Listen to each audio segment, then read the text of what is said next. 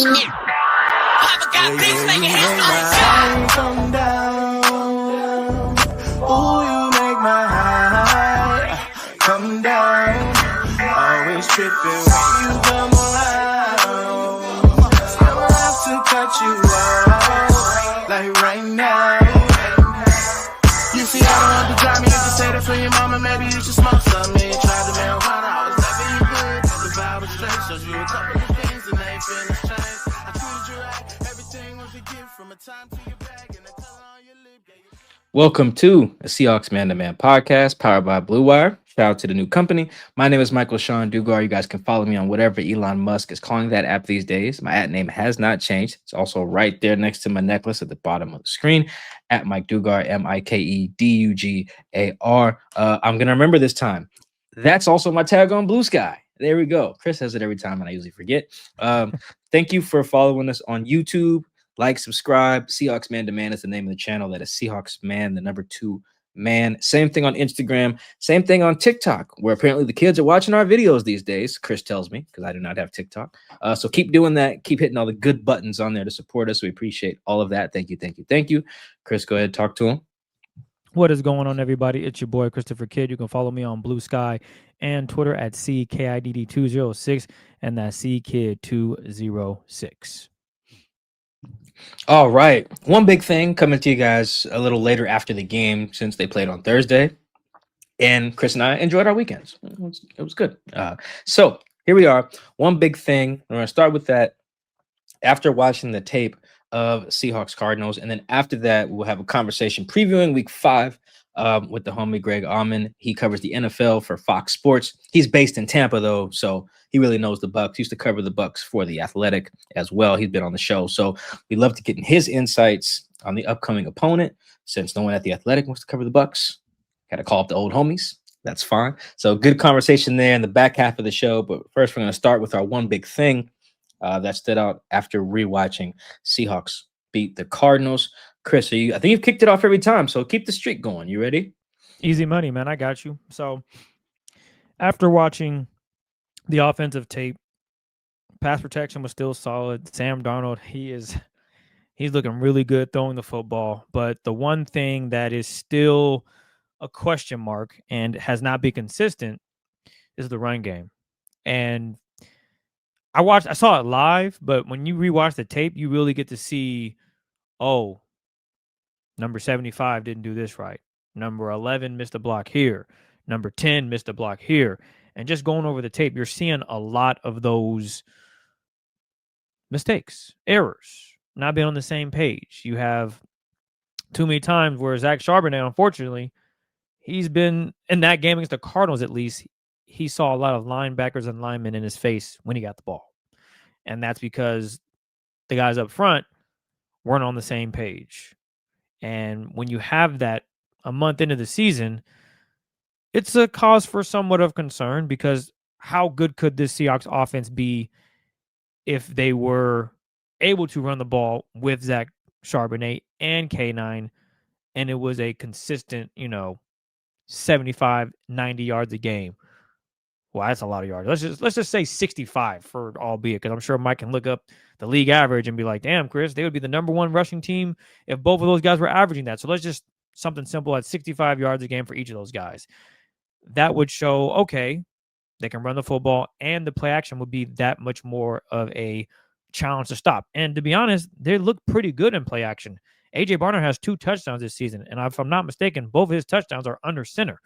So teams are expecting run, but it's a pass, and they've done a good job of using that. But now it's about, can you marry the two and make it even more of a challenge? Because I can only imagine how good the offense could be if the run game was consistent. Not Zach Charbonnet struggling and K9 having a great game, Zach Charbonnet having a great game and K9 struggling. Can both of them have solid to good games collectively together, and the offensive line is doing their part? And then also, when we're watching the game, yet again, in a short yardage situation, the Seahawks come out in shotgun. And you would think they've learned their lesson from the Super Bowl they lost against the New England Patriots when they came out in shotgun and threw a pass. Their identity has completely changed.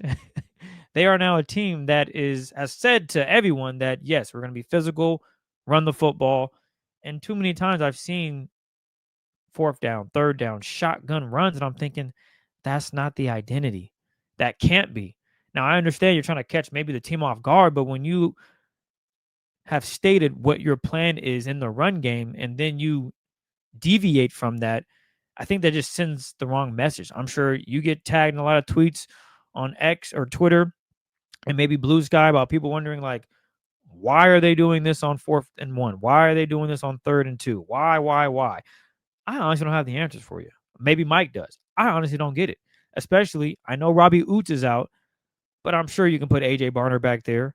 I'm sure you can put Brady Russell back there. Those are quality tight ends that can lead you to the promised land, which is a first down and or a touchdown. So I'm rewatching the tape and I'm thinking, man, they just had opportunities where they just didn't get it done. I mentioned the 4th and 1 where they come out in shotgun against the Arizona Cardinals. They try to run off the right tackle and it goes for no gain. You got a linebacker and Mac Wilson, number 2, and then you have Davis Gaither. Oh, I'm saying Akeem Davis Gaither, number 27. They just go untouched, albeit the center gets blown back off the football. So that forces Zach Charbonnet to have to, actually, my bad, that's not even the center that gets blown off the ball. My apologies. It's actually the rookie, Gray Zabel, who gets blown off the football. And when that happens, Zach Charbonnet has to get to his right. And by then, number 2 is in his face and number 27 is right there. And he's trying to fight and turn his legs, but these guys met him a yard or two in the backfield. And that's just bad process. And that's tough to overcome when that's constantly something that happens within a game. There's a reason why on our latest episode, I said the Seahawks just got to stop throwing the toss to Charbonnet. Now, it was successful, I want to say, twice against the Cardinals. But for the most part, it's just not a play that works well. They got to find other ways of using Zach Charbonnet and using his strengths, which I believe is going north and south. K9, I understand going east to west to get to north and south. But for Zach Charbonnet, it should always be ISO, maybe counter. Those are the type of plays where he can get inside, find a crease, run over the safety, get some yards. That's his strength. K9 can do it all. So I don't mind them throwing the toss left or right side where you have Cooper Kupp cracking the linebacker or JSN cracking the linebacker or safety trying to get upfield. And so far, it just hasn't been consistent enough. And I'm hoping that maybe against the Buccaneers, who, hey, you'll learn more about what their defensive line can do in the run game. Can the Seahawks have some success there? That's going to be a challenge. And Greg Auman will talk about that and why it might be a challenge for the Seahawks. So after watching the tape, I'm just thinking, here we are a month into the season, and the Seahawks are not living up to their identity on the ground. They've said all the right things, and Mike Macdonald, he's also come out and talked about the execution, the process of it all, and it's just not good enough. So the hope is that they can find some consistency, and I won't have to come on here for one big thing and bring this up like, hey, here they are again, week 8. Offensive line still struggling to run the football, and now teams are basically having this team be one-dimensional, which could spell for maybe challenges for Sam Darnold. So far, it hasn't hit. Sam Darnold's been able to do just fine without it because it's the threat. It's the idea of having to stop a K9 and a Zach Charbonnet. They haven't really faced an opponent that hasn't feared the run game at all and was just going to make you one-dimensional, just throwing it in the air. And JSN has proven to be a number 1. So, again, after watching the tape, just looking at that offensive line and how inconsistent they've been in the run game is my one big thing. Chris, before I do mine, would you like some numbers there, buddy? Would you like my man? some? Always got them. Let's get it. Yeah, you know me. If I'm not looking at the screen, chances are, or if I'm not looking at you, chances are I am looking stuff up. All right, so let's do. I got several numbers that could support that, but let's not dwell. Let's do percentage of runs that go for no gain or negative yardage. All right, Well, let's can I set stop them. you? I remember, I think last episode you really went through and gave us all the runs that I think Zach Charbonnet had, where you said no gain, loss of 2, gain of 6. So, but continue, Mike. Well, now that I went through each one of their runs, but now that week 4 is over, we can go with the their league ranks. as well, and kind of put that in perspective, because every running back has some plays where he doesn't get any yards or goes backwards. That's just, defenders get paid too. So let's set the minimum at 25 carries through 4 games. That's just an arbitrary number. I have no science behind that, but let's just go. That's, I think, like 6 carries a game. So 43 running backs have carried the ball at least 25 times, right? So this is out of 43.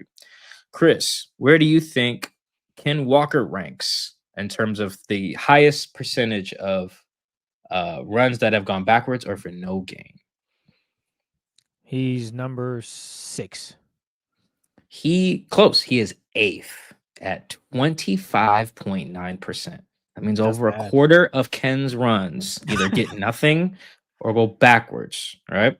And I'm not even going to ask you. I'm just going to tell you where Zach is. Chris, Zach is number 2. Not The entire surprising. league. He's number 2. The film shows it, Mike. There's a reason why I said eliminate the toss, guys. I've seen it enough. It don't work. North and south for him. This is one of those where, yes, the numbers 1,000% match the film. For those curious about the number itself, it's at 33.3% of Zach's runs either go nowhere or go backwards. That's easy math for me. That's a third of his runs go nowhere or go backwards, and it's not because Zach doesn't know what to do. Right? To Chris's point, guys have just not done their job, and I'm glad you mentioned the auxiliary blocking as well, because to get to the perimeter, you need the tight ends to hit, you need receivers to crack safeties. Otherwise, you're seeing jerseys in his face. For what it's worth, Ashton Genty is first at 35%, 35.3%. To be specific. All right, Chris, one more set of numbers for you before I do my one big thing on the defense. Give us a little positive spin. Though I liked your choice for the one big thing, because I wrote about that this week too. It's like, these guys can't say that this is going to be their identity and not be good at it. We've been there before. The OC gets fired in that scenario. We've seen it. One more set of numbers for you. These are the top 3 running backs. Again, minimum 25 rushes. And percentage of runs against 8-man boxes. So when you hear loaded boxes or stacked boxes, these are the guys who are in the top 3. Number 1, Kenneth Walker, 62.1%. Number 2, Derrick Henry, 61.2%. Number 3, Zach Charbonnet, 59%. And the league average is about 36%. So these guys are way over the league average. So Ken and Zach, because of the schematics, are basically getting treated like Derrick Henry with the loaded boxes. That's pretty bad. I mean, not bad. It's expected because they use a fullback, to your point about Robbie Oots, but they're just not doing anything. Like, they're stacking the box and the defense is winning. They're not punishing these defenses for having loaded boxes, except when Sam throws, because Sam's super efficient. So got to fix that. You can't have that. Ken and Zach cannot be the top of the league and going backwards. So hopefully they figure that out. Like you teased, Greg's going to tell us about the run defense of the Bucs, because it is very good, because they have Vita Vea. Spoiler. All right. Shifting here, transition. My one big thing, a little bit more positive, is the Seahawks' ability to affect the quarterback by only rushing 4 players. It is pretty goddamn impressive what they're doing. And it's one of those things, like Chris said, with the running game. When you watch the game live, you're like, oh, wow, are they blitzing?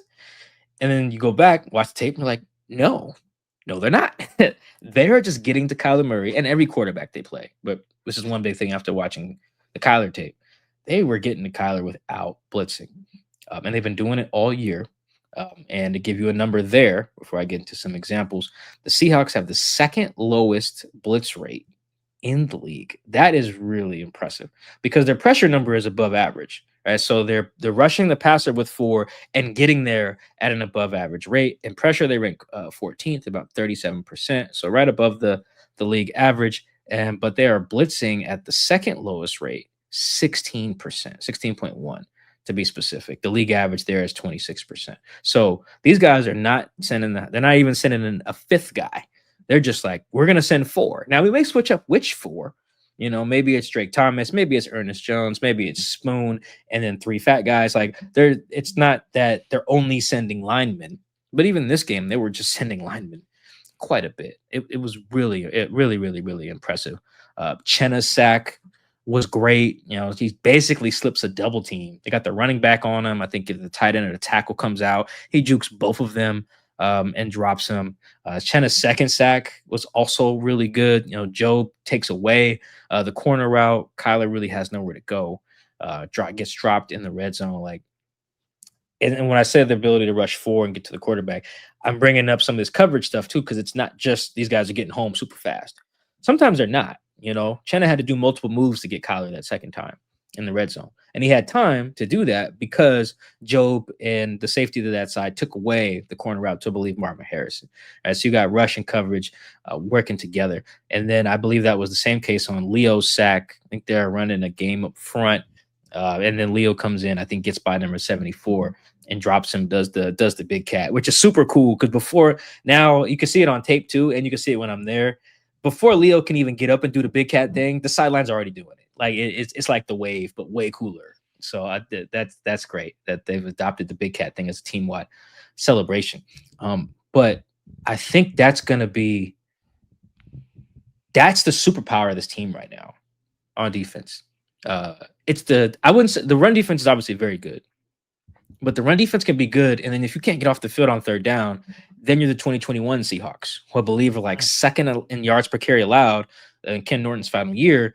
But then on third down, teams are just able to do whatever, you know, for the most part. I don't have the third down numbers in front of me. But now the Seahawks have the best of both worlds right now. Now they're stopping the run, and then they don't even need to blitz.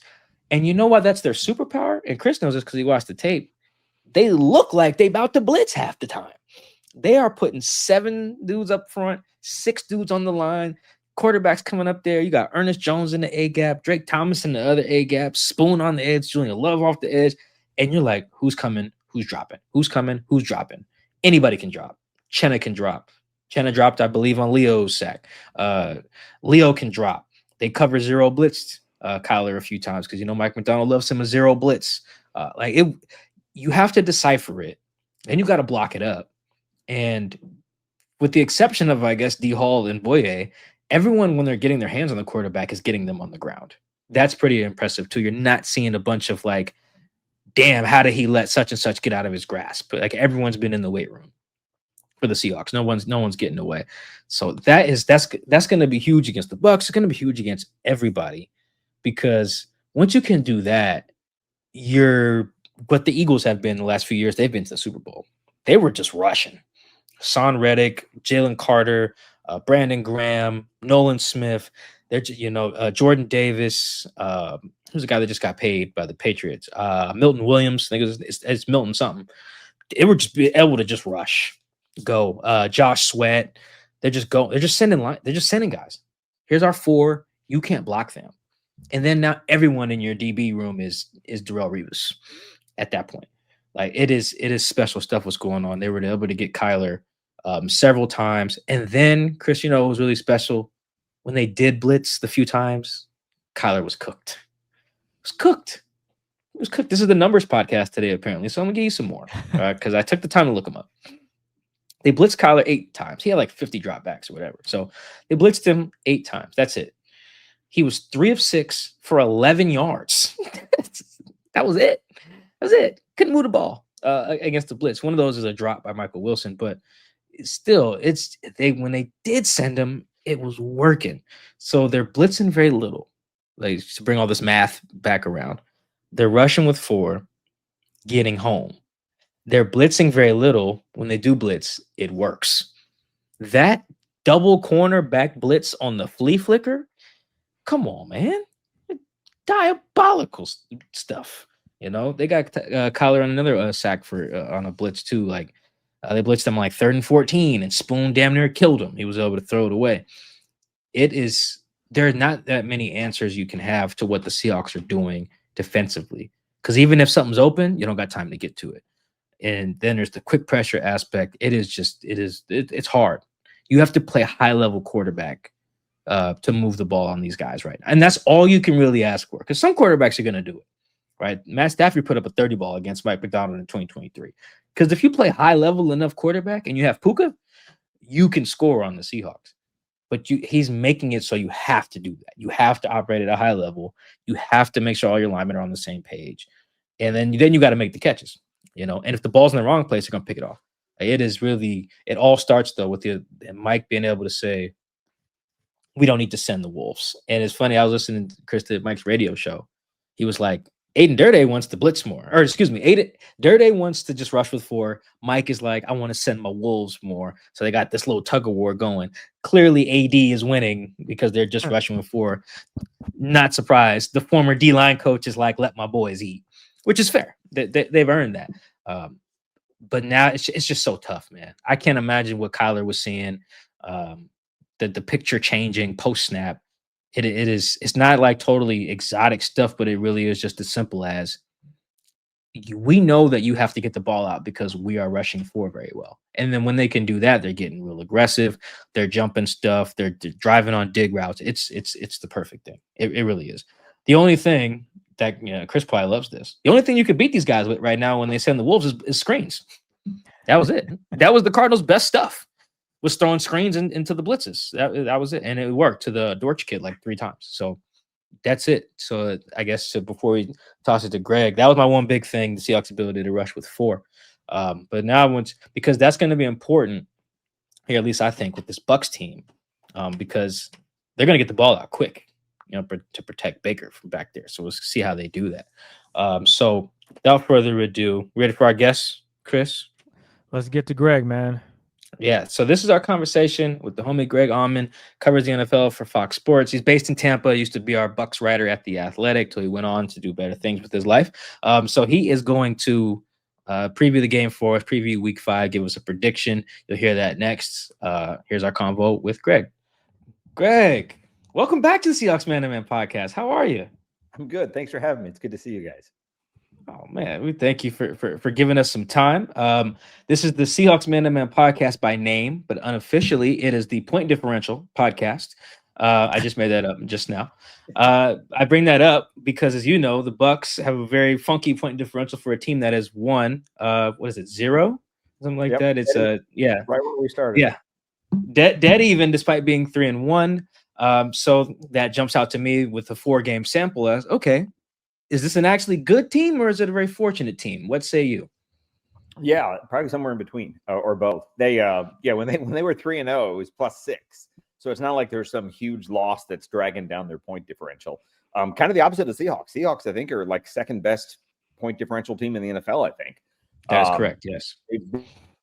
They've done exactly what they need to win and no more than that. And they've waited till about minute 59 most of the time. But they're 3-1. Big test coming up in Seattle for sure, though. Big test, and the one person that's going to be excited for this test is Baker Mayfield, who I think is off to a strong start. If I'm not mistaken, he has thrown 8 touchdowns and 1 interception. But how did the Eagles make things difficult for him and the Buccaneers offense? Yeah, it was kind of an uneven game for the Eagles defense, and that they gave up 77 and 72-yard touchdowns, but otherwise kind of kept them in check. There was a while, I think it was like third quarter, Baker had maybe 1 pass longer than 8 yards. He had like a biceps injury where we're kind of worried he wasn't going to throw downfield. And right as we wrote that, he's chucking it 77 yards for a touchdown. But I think they did a good job of the Eagles tend to take the top off of your offense for the most part and make you kind of complete passes in front of them. They really weren't very good on third down. That kind of worked against them. But no, it's one of those where, they, for a half, it was kind of middling and not a whole lot going. And then some big plays. I mean, it's kind of like once you get down 18 points, it can kind of ease the defense up a little bit, and that helped them get things going. But not a great offensive day in terms of what they had when they needed it early on. I know it was only 1 game, or has it been 2 games since Mike Evans been out? 1 full game. He got hurt late in the 3rd game. Got it. So based on what you saw in that 1 game, how does the offense fare without Mike Evans? Is that going to be a taller task against the Seahawks defense they've been really good in the run game and have been just as good, if not better, in the secondary with passing? I know everyone's getting on Rick Woolen right now, but outside of that, has this offense taken a step back, or do they look pretty good for the most part, despite Mike Evans?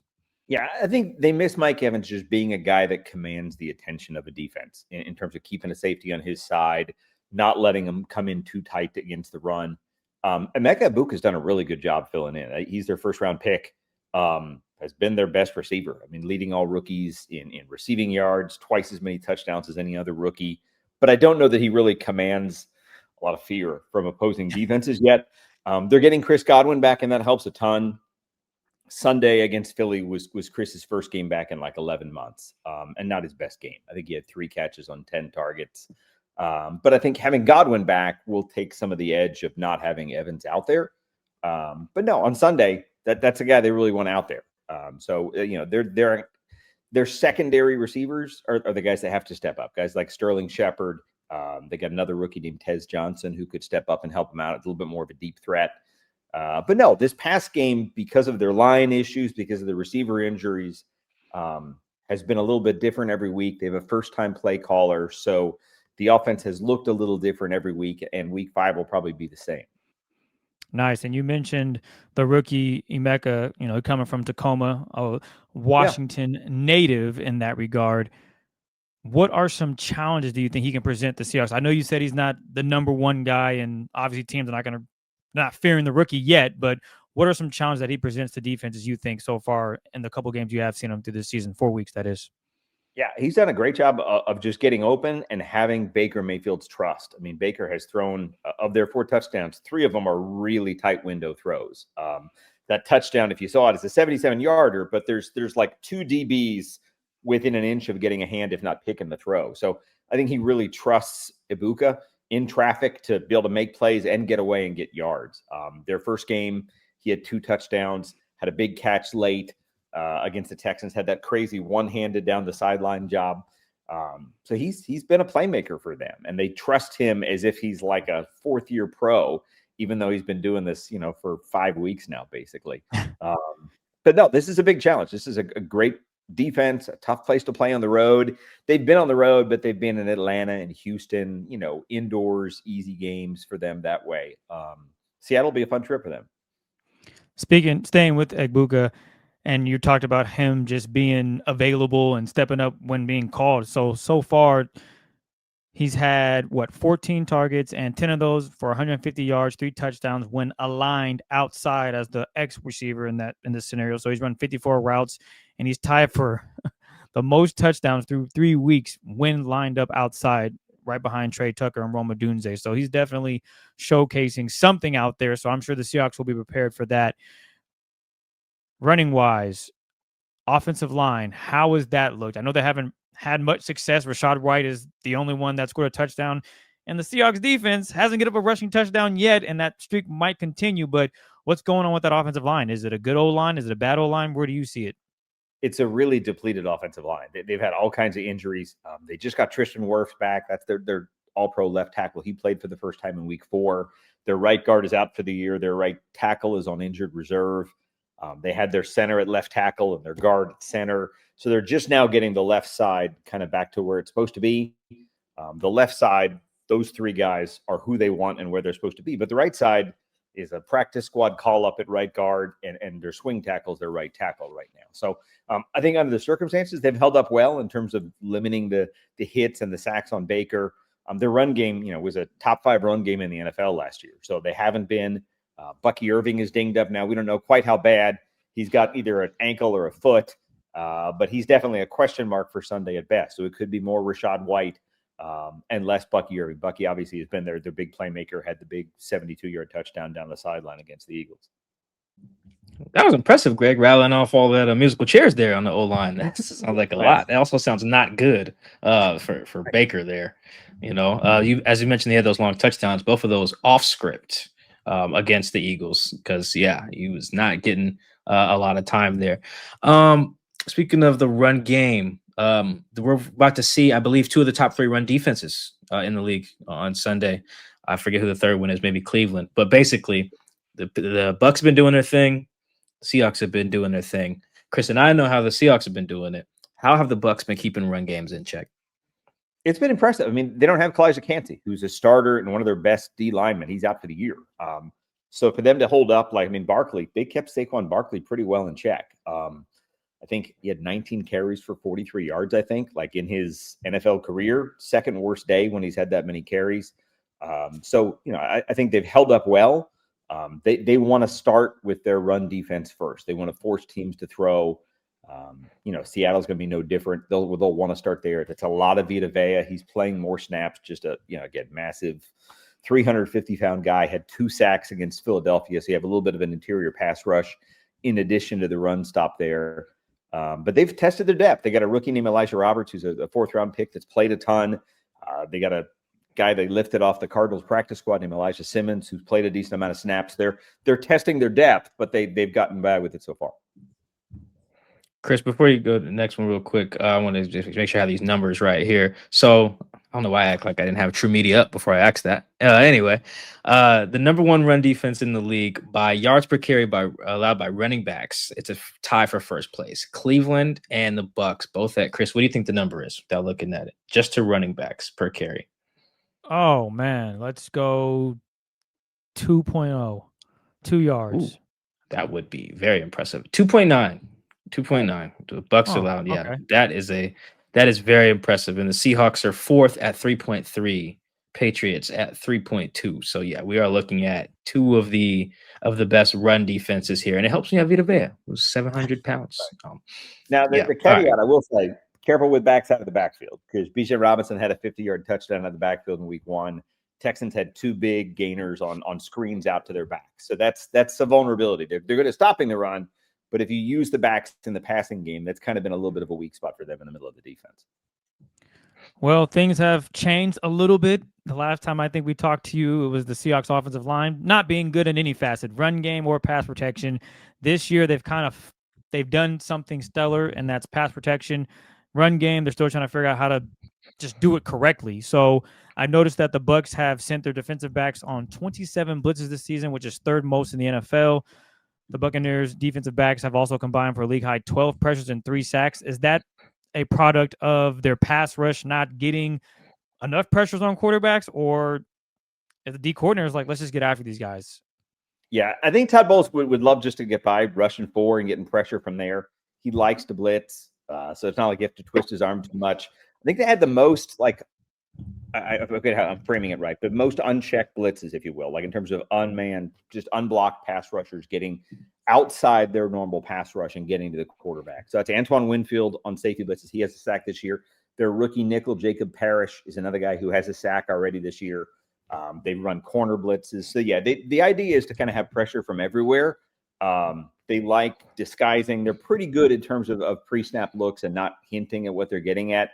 They'll drop Vita Vea in pass coverage. They'll drop Hassan Reddick in pass coverage. They'll line up Winfield in the A gap. It's a fun defense just to watch in pre-snap. And you step back and they'll have inside out looks where both the inside backers are outside and the outside linebackers are inside. I think it's designed to try and kind of confuse the opposing quarterback to not know exactly who's dropping back and where the holes in the blitz coverage are coming. Well, that should be interesting for Sam Darnold, because I know everyone goes back to his final games of the season last year and in the regular season and the playoffs, where he didn't look too good because pressure, right? Flores was sending all types of heat and he couldn't figure out what was going on. The offensive line was collapsing. And with that happen, they end up being bounced. And that is definitely something that I'll be paying attention to ahead of this game. Another thing to look at is when they played against the Eagles, I know A.J. Brown and JSN are two completely different receivers. One is a freak of nature, and when he gets it, he could score. JSN has emerged as a number 1 wide receiver, but there's still something about his game that maybe is left untouched or people just don't know about.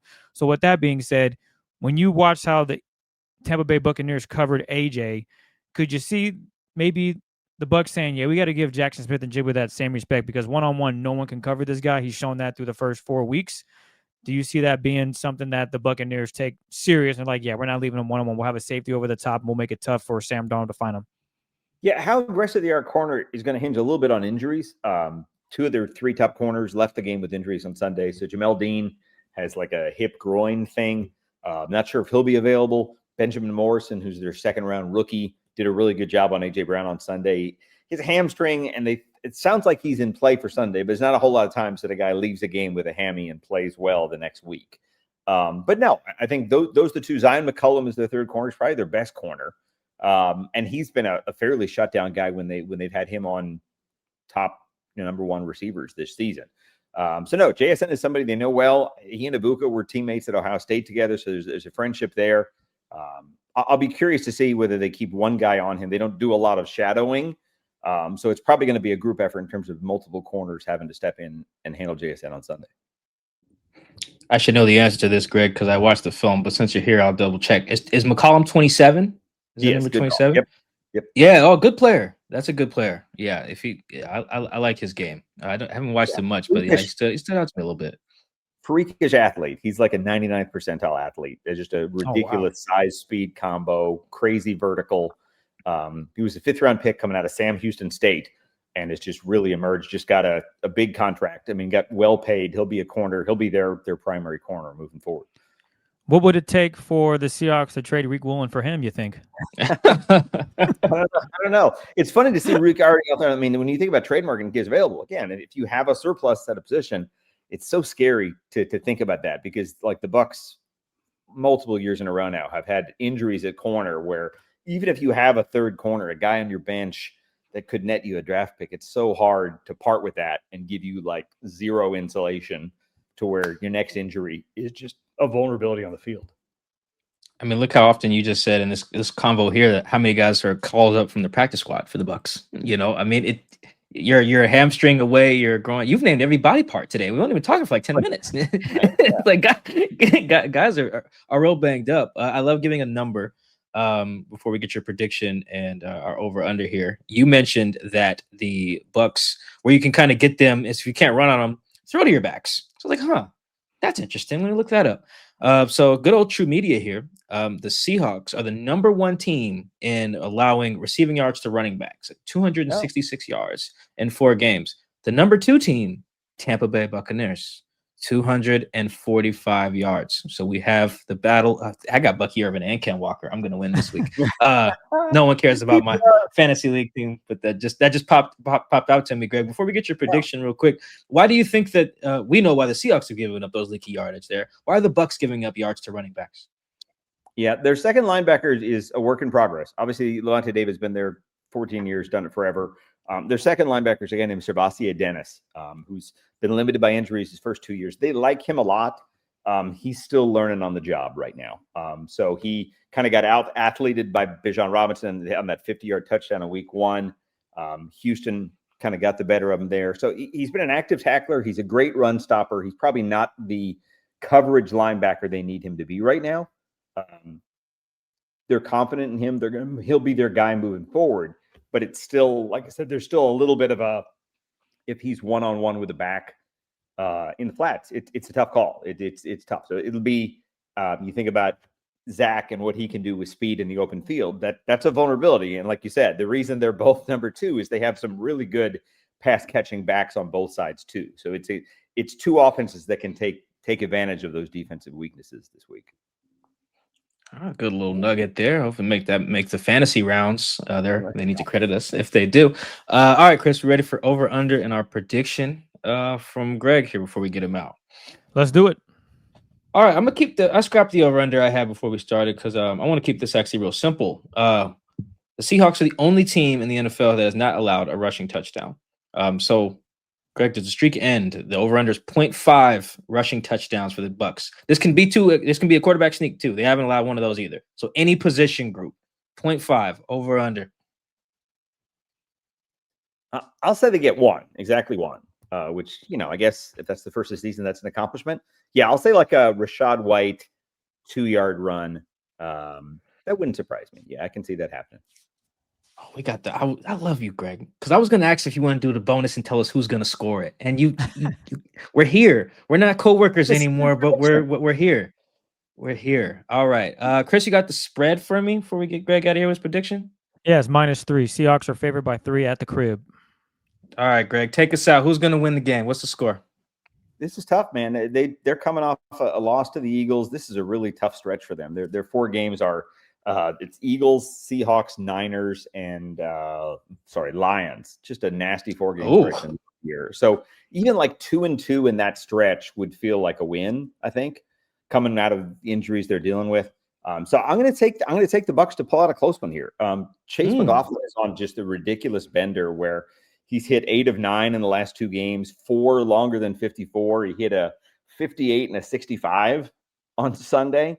So I'm going to say like I'll say 31-30 is what I'll say. Super tight, end of game, late field goal. Wouldn't that surprise me either way? Seattle has a great team. Clint Kubiak is a guy Bucs, I think, have looked at least 2 of the last 3 years because he keeps changing jobs every year and they keep changing OCs every year. So he's a guy I followed for a while. Very impressed with what they've done in these first 4 games. So it would not surprise me at all if Seattle pulls it out at home. All right, Chris, write that down. We got a close one. Of course, Chase goes crazy after I drop him. But again, no one cares about Mike's fantasy team. Greg, this is your time to plug anything, podcasts, stories, whatever, social media. Just let the people know where they can follow you and read your stuff this week. Yeah, everything. I'm on Twitter at my name, Greg Auman, Auman. Everything I write is at foxsports.com. We got a after 4 weeks quarter poll, kind of early look at NFL awards winners that'll go up here in the next day or two. No, otherwise, wish I was going to Seattle, man. Looking forward to this game on Sunday. Hope you guys are doing well. Thanks. All right, we appreciate you, man. You take care, Greg. All right, take it easy.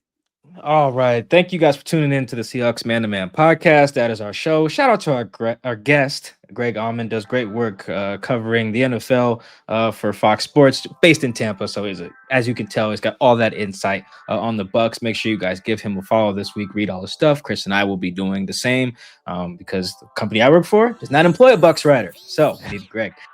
So make sure you guys like, subscribe on YouTube. Seahawks Man to Man. That's the name of the channel. It's Seahawks Man, the number 2 man. That's also our handle on Instagram, on TikTok. Make sure you hit all the good buttons on there. Chris, am I forgetting anything before we get out of here?